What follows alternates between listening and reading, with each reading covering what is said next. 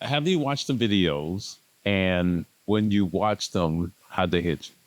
Well, obviously, when you watch them and they hit me, we want to really be, transparent, and we want to look into it, right? When we were getting these, completely understanding where the public perception is regarding them. Obviously, aside from the enforcement actions that were taking place that day, the biggest issue I think that I have is just the conversations and the way that we were describing what is lawful, what isn't lawful, and things of that nature. Certainly, some of the things I heard obviously were not consistent with training. They're not specifically consistent with how we want to enforce things. And as I've always said, hey, when we're right, we're right, and when we're wrong, we're wrong. And there certainly was a better way to have that communication, and we were wrong in the manner in which we communicated that. So certainly we're going to take accountability for it. And honestly, we are not a perfect profession. And my officers will make mistakes from time to time. The dynamic here is that we're going to learn from it and get better from it and to ensure these things don't happen again. We've already started training for the entire department. We just trained up our command staff again with refresher courses. We're going to be training our sergeants. We're going to be training our officers. And we're going to have our constitutional policing unit look into the training aspect to see where the gaps are. As well. And so ultimately in the end, obviously we don't want to respond necessarily in the heat of the moment. We want to take our time to look to make sure that we're getting things right. We don't want to respond just because there's necessarily an outcry, but certainly in this case, there's a lot of public attention to this. And again, we certainly, it was a better way to handle that, and we were wrong in the manner in which we did that. Having said that, these officers are human beings. They made a mistake in one incident. And so we want to learn from that. We don't want this to define them. They've give their lives and sacrifice for this city for many, many years combined. To be identified by one incident that obviously we could have done better is not right either. We got officers that are getting death threats over this incident. And we're going to get better. There's no question about it. But we also have to put this in its proper context. It wasn't. It wasn't a questionable use of force. It wasn't a questionable shooting. And that's not to say that's an excuse or what have you, because I'm admitting that we could have done better, that we were wrong, and we will get better.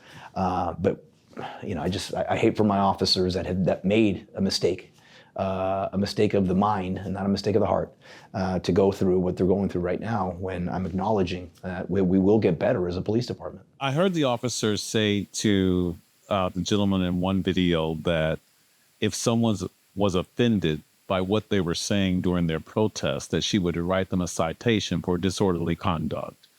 Is that correct? And if it's not, why? Well, there's a high standard for the disorderly conduct that's there.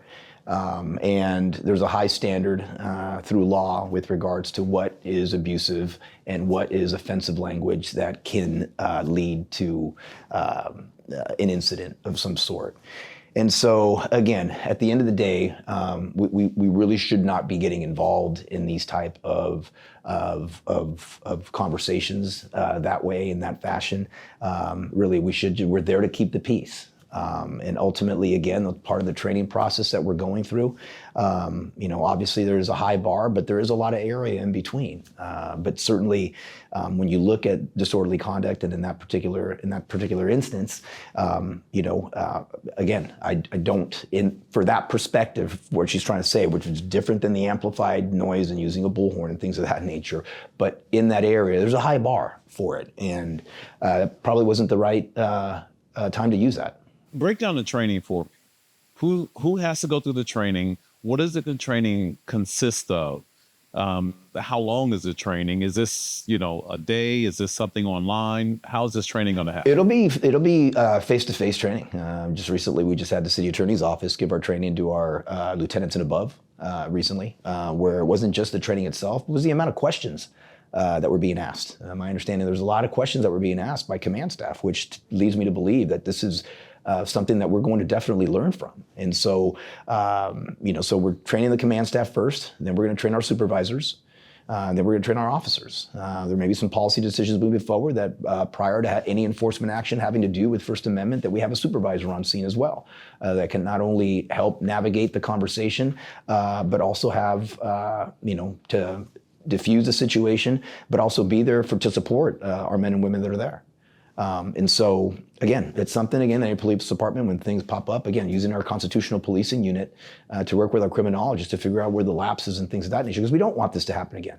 The police department should not be defined by this one incident. We're losing track of the fact of how safe Fort Worth is, the amazing job these officers have done to reduce violent crime in the city, the fact that we had the safest 4th of July that we've had in years.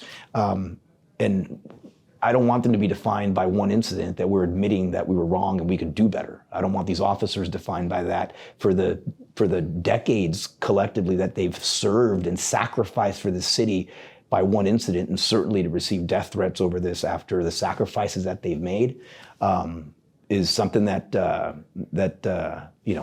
hits me. This training, is it going to be just that training, or is this an opportunity to loop in training about, bias assessment and other types of training, or is this going to be just isolated training? Well, born out of that could very well be that type of training, but right now we really want to deal in ensuring that that incidents and conversations that aren't appropriate and aren't consistent with law or policy, what we stay away from, right? And that we're able to have an understanding of what that truly is. Certainly born out of that, working with our constitutional policing, there may be other types of training that will be beneficial. Obviously, when we know that we're going to have protests and other things, sitting down with organizers on both sides to explain and have their questions answered as well, is something that we do regularly. I'll say we've handled a lot of protests in the city, and a lot of them, most of them don't turn out this way.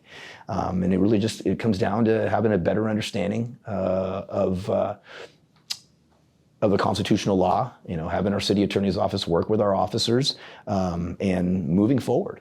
And that's what we're going to do as a police department. That's what a great police department does. We're not going to hide. Again, we're sitting here admitting it. We're going to get better, and to ensure that something like this doesn't happen again. And ultimately, I think that's how police departments are judged. You got to admit when you could have been better. You got to admit when you're wrong. And what are you going to do to get better? And I can assure you that my officers want to get better, and I can assure you my officers don't want to be defined by this instance, because this is a tremendous, amazing city, an amazing police department. And again, I can't speak enough about the fact that those officers involved that have been, really getting it lately, have devoted decades, years of their lives and put their lives on the line for this city, and to be defined by one mistake is wrong. You've got Blue Lives Matter calling for a resignation. Exactly what is the process as far as what's happening with this officer after this incident? Is she on administrative leave? Is she under an internal affairs investigation? What is the process that's happening? There's an investigation that's happening right now. It's not administrative leave. This is, again, putting this, I'm not going to allow outside noise to separate. I've been a police chief for a while. I've been a police officer for 34 years. And I'm not going to allow outside influence a decision on any type of, whether it's training, discipline, or what have you. And so that's what we're going to take a look at. And I don't want to get ahead of the process. I think it's clear that we could have done it better, that we were wrong. But certainly, we're going to put this, I am going to put this in its proper place with regards to the actions that are taken.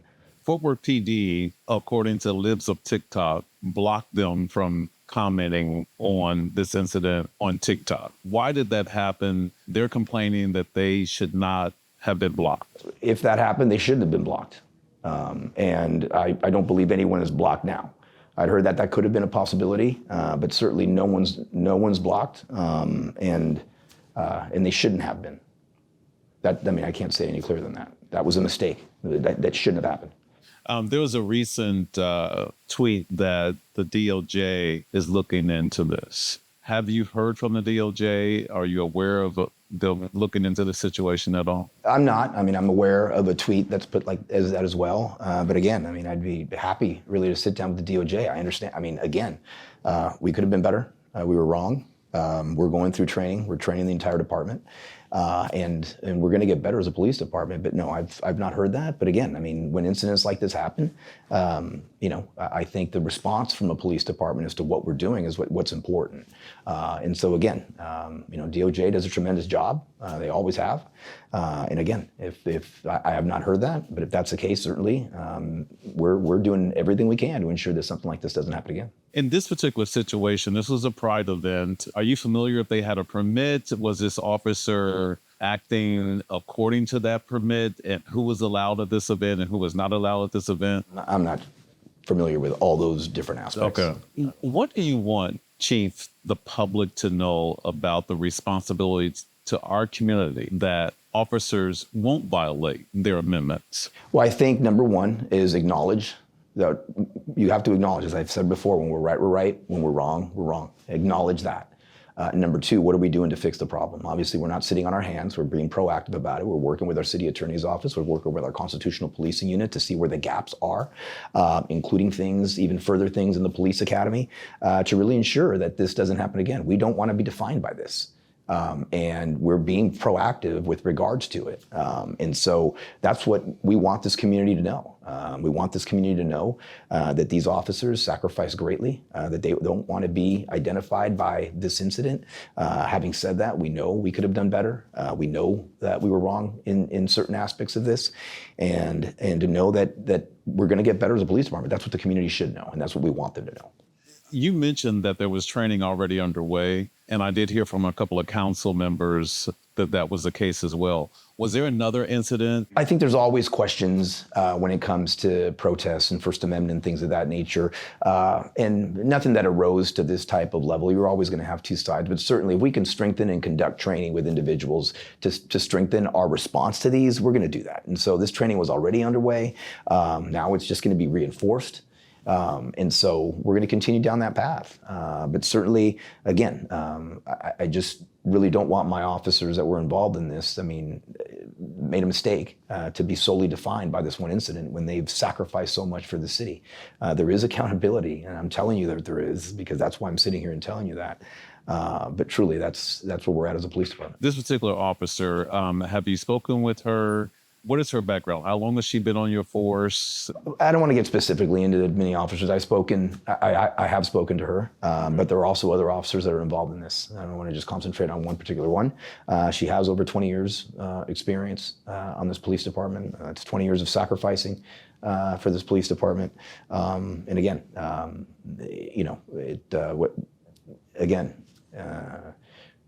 we could have been better. We will be better. They want to be better. They will be better. They'll get better. But again, what they're going through is tough right now, and we'll get through it. Hundreds of officers that you're responsible for. Any concern that the stand that you're taking now will cause some backlash, that your officers will be mad at you?